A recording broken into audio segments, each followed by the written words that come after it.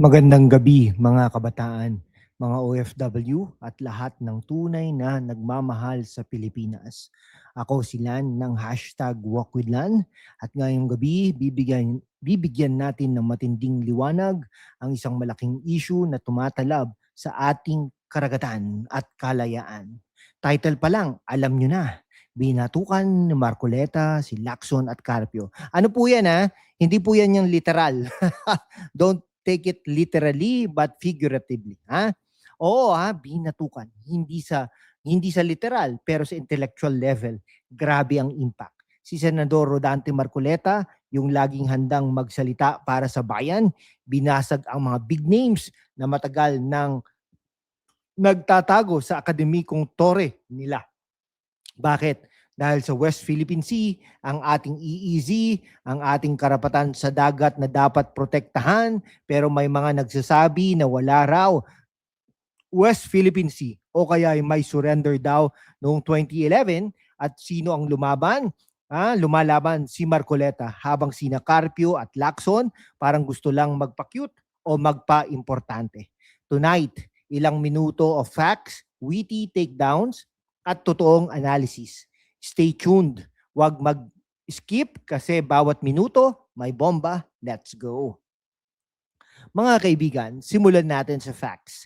Noong February 2026, naglabasan ng mainit na usapan si retired Justice Antonio Carpio, yung dating Supreme Court Justice na madalas magsalita tungkol sa WPS, challenge si Marcoleta sa debate. Bakit? Kasi sinabi ni Marcoleta na ang 2011 decision na sinulat ni Carpio sa Magallona versus Ermita ay nagbigay daan sa pagkawala ng daang-daang libong square nautical miles ng ating teritoryo.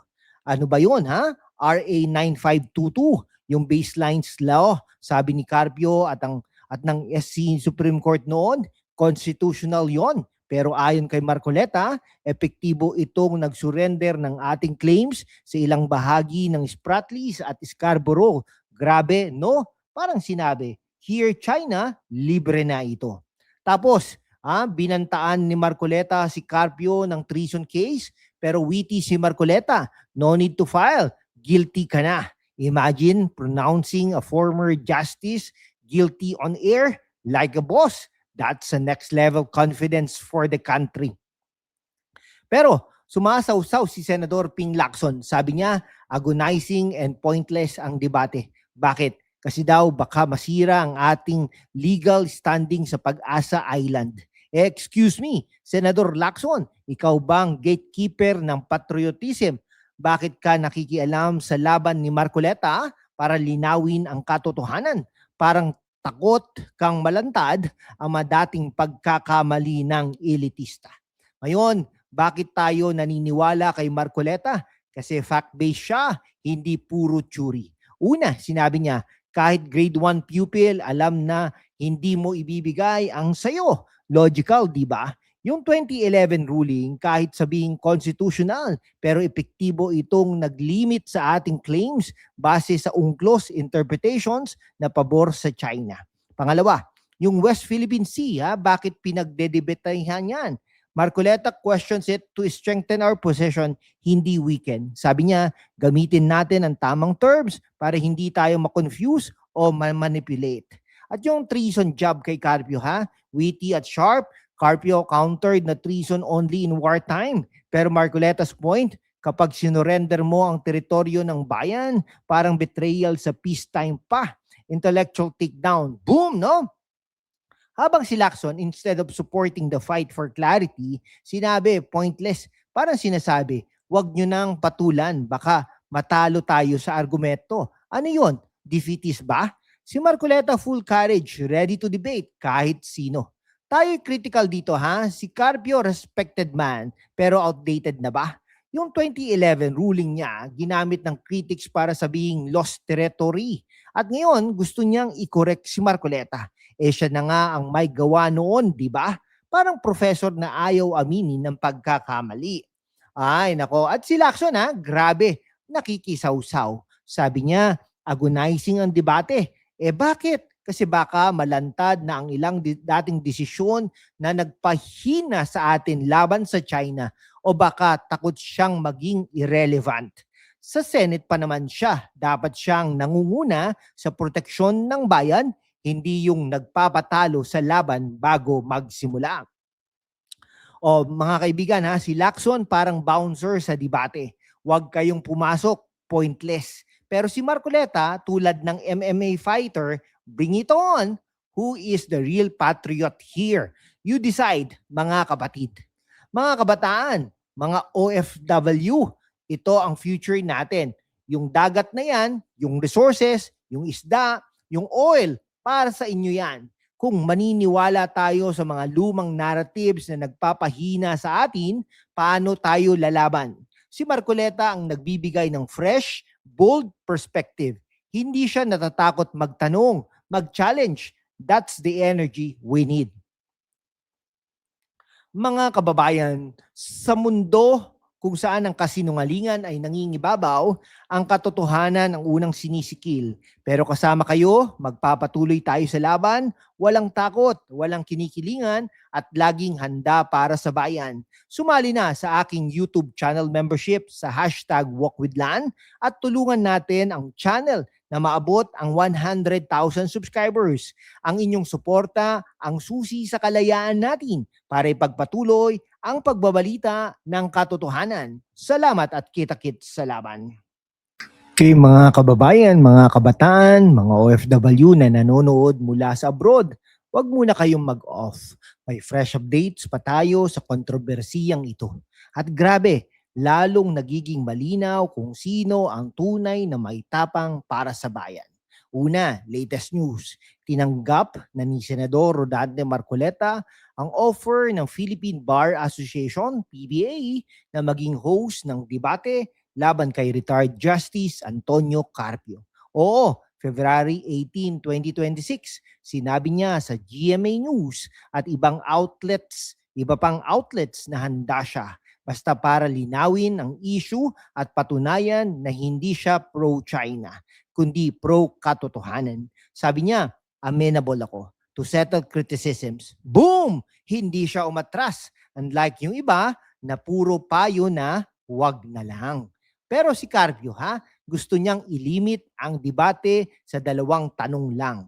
Is there a West Philippine Sea at are the Calayan Island Group part of the Philippine territory? Excuse me, Justice, bakit mo ba pinipigilan ang full discussion? Marcoleta naman gusto ng malalim na usapan, international maps, historical claims, hindi yung box-in na tanong na parang exam sa law school kung saan ikaw ang prof. Parang takot siyang malantad yung 2011 Magallona versus Ermita. Decision niya na nag-limit sa ating claims based sa UNCLOS na pabor daw sa China interpretations. Witty observation Si Carpio parang chess master na ayaw maglaro kung hindi siya ang nagtatakda ng rules. Pero si Marcoleta, street fighter, ready sa anumang laban. At yung treason job, natatawa raw si Carpio, sabi niya sa interviews, he wants to be complainant, prosecutor, and judge rolled into one. Bakit hindi? Kasi sa mata ni Marcoleta, hindi literal na wartime treason, kundi betrayal ng national interest. Yung paglimit ng ating karapatan sa dagat na parang sinabi, okay lang China, bahagi na ito. Hindi niya sinabi na file agad ng kaso. Sinabi niya, I pronounce you guilty para i-highlight ang severity. Intellectual mic drop. Hindi niya kailangan ng korte para sabihing mali ang dating desisyon na nagpahina sa atin. At si Carpio, sa halip na sagutin ang substance, tumatawa lang. Parang defense mechanism ng mga elitista kapag naharap sa bold questions. Ngayon, si Senador Ping Lacson, grabe ulit. Sa halip na suportahan ang debate para lumabas ang katotohanan, sumausaw na naman siya.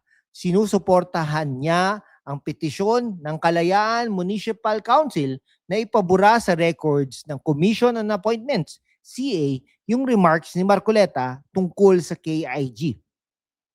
Sabi niya, dapat mag-file ng formal motion kay Senate President Soto, Pero bakit? Kasi daw defeatist ang sinasabi ni Marcoleta na give up KIG para mais ang tensions with China.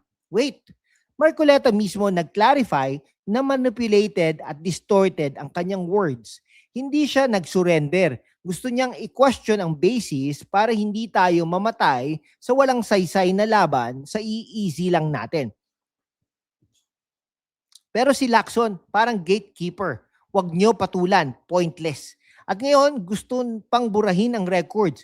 Parang ayaw niyang maiwan na ebidensya na may nagtanong ng malalim na tanong. Mga kapatid, tignan ninyo ha. Si Marcoleta, handang magdebate sa neutral venue tulad ng PBA, public, transparent, para sa kabataan at OFWs na kailangang malaman ang totoong legal at historical facts. Si Carpio at Lacson, puro limitahan, tawanan, at burahin ang usapan. Sino ba talaga ang natatakot sa katotohanan? Si Marcoleta ang naglalaban para sa clarity, hindi para sa ego o old narratives. Yung energy niya, bold, direct, walang paligoy-ligoy. Yan ang kailangan natin sa politika ngayon. Kaya sa mga nanonood, huwag maniwala sa spin na si Marcoleta ay pro-China. He's pro-Philippines. First, questioning to strengthen, not weaken. At kung matuloy ang debate, taya ko, lalabas ang mga facts na magpapabukas ng mata sa marami. Stay tuned kasi susundan natin ito hanggang dulo. Mga kababayan, sa mundo kung saan ang kasinungalingan ay nangingibabaw, ang katotohanan ang unang sinisikil. Pero kasama kayo, magpapatuloy tayo sa laban. Walang takot, walang kinikilingan, at laging handa para sa bayan. Sumali na sa aking YouTube channel membership sa #WalkWithLan at tulungan natin ang channel na maabot ang 100,000 subscribers. Ang inyong suporta ang susi sa kalayaan natin para ipagpatuloy ang pagbabalita ng katotohanan. Salamat at kita-kits sa laban. Okay yan. So sino ang nanalo sa intellectual battle? Si Marcoleta, bold, fact-based, at tunay na pro-bayan. Comment down below. Team Marcoleta ba kayo? Like if yes, share to your OFW groups, at subscribe para sa susunod na expose. God bless the Philippines, laban lang, at mabuhay ang Pilipinas.